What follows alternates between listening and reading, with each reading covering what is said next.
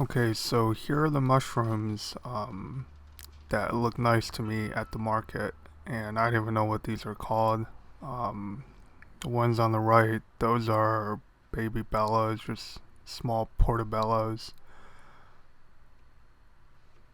And you just slice them to roughly the same size, and most mushrooms are going to behave very similarly, so it's fine. Just get them down the same size, buy whatever looks nice.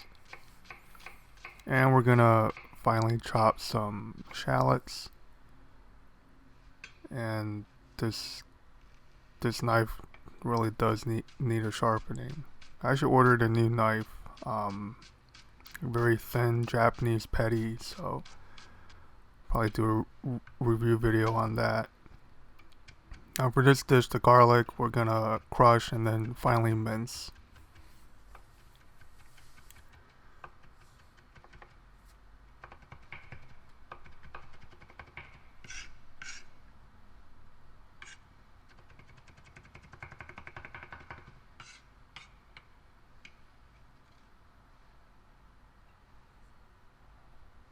Now we're just gonna strip some thyme of their leaves.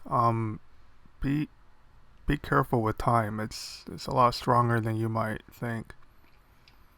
Right, these again are just some random cherry tomatoes that look nice. Just cut them in half.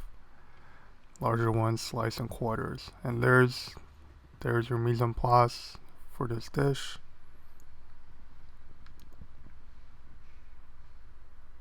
Oh, I forgot. We're also doing shrimp. So here we're just slicing down the back of each shrimp so we can devein them. Obviously, this works best with a smaller paring knife, but I don't have a paring knife right now.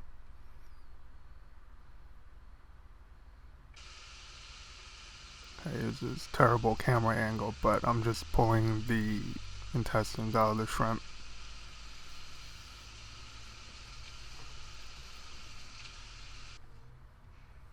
And we're just going to dice the shrimp, try to keep them equal size.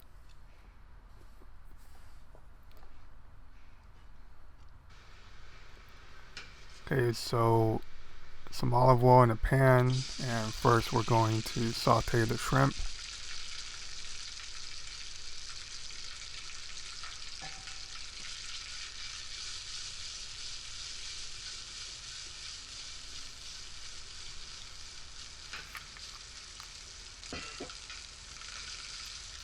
So these don't take long, probably a minute, maybe a minute and a half. And we reserve the cooked shrimp. We're gonna add this to the dish at the very end. I'll notice that I kept the oil that I sauteed the shrimp in, and now in goes the mushrooms.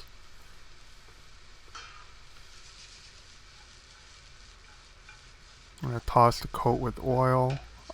The pan is fairly hot, which is important. And now we're gonna season.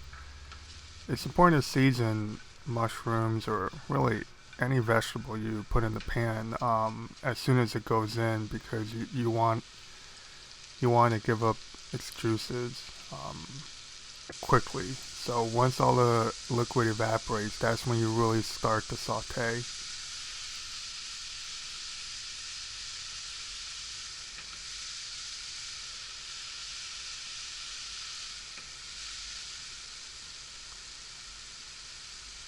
Okay, so the mushrooms have cooked down a little bit, and now we're gonna add the chopped shallots.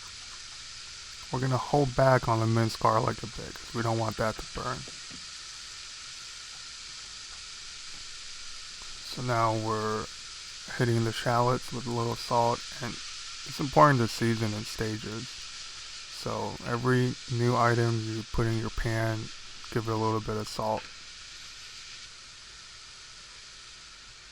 Okay, so now we put our garlic in.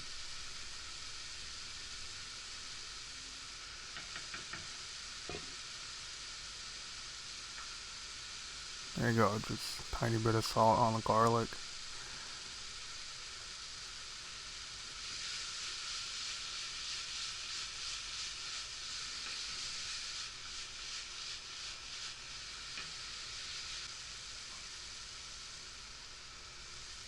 Okay, so now our tomatoes go in, and you want to saute the, okay, so once again, salt.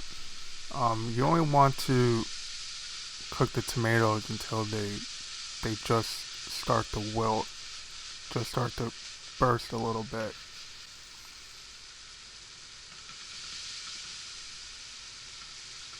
So now I noticed the pan got a little dry, so we're just going to add a touch of water. Now this isn't really a saucy dish, but you want a little bit of liquid.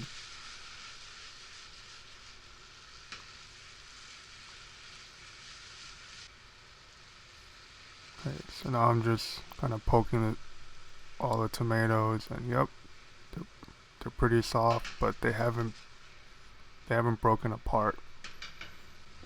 And that is pretty much when we add our shrimp. And there's no more cooking at this point.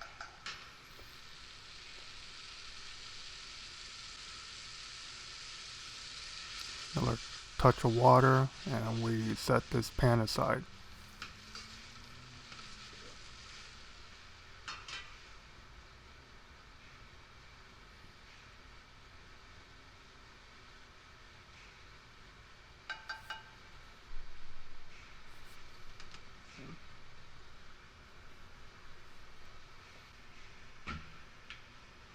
Okay, so here I'm salting the pasta water, and I know it seems like a lot of salt, but you really want the taste of the ocean here.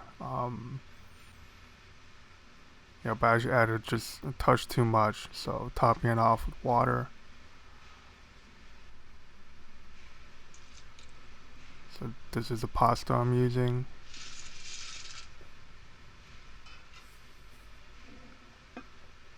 So you want your pasta to come back to a boil, a vigorous boil as soon as possible. So you put the lid on. I gave it just a squirt of olive oil. There you go. That's the kind of action you want when you're cooking pasta. Okay, so now the pasta's almost done. We pour our sauce back into the pan. And the only way to know when your pasta is perfect is by pulling one or two out and tasting it.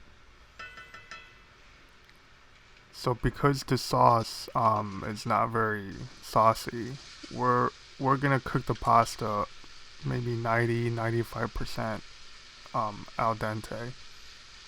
So we're not really, because there's no liquid to work with, so you can't really finish cooking the pasta in the sauce. There you go, we just toss that through.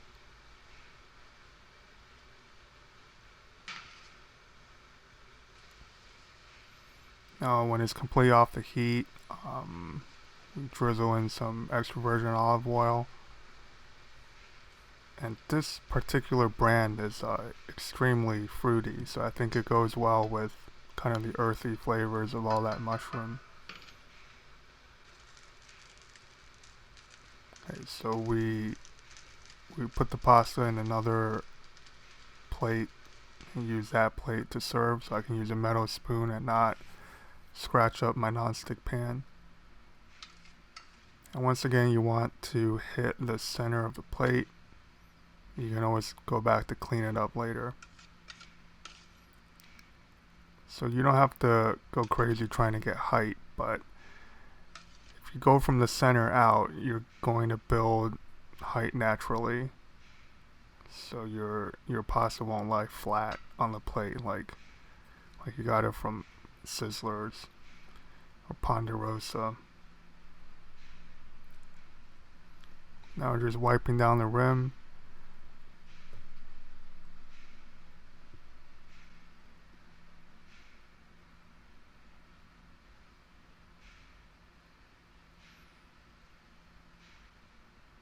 And we're going to finish just with a few more drops of EVOO. And that's about it. If you like these videos, please subscribe to my channel, and any questions or comments, just leave them below.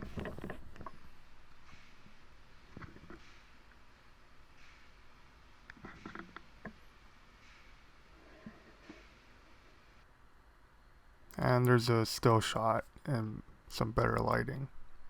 Thank you for watching.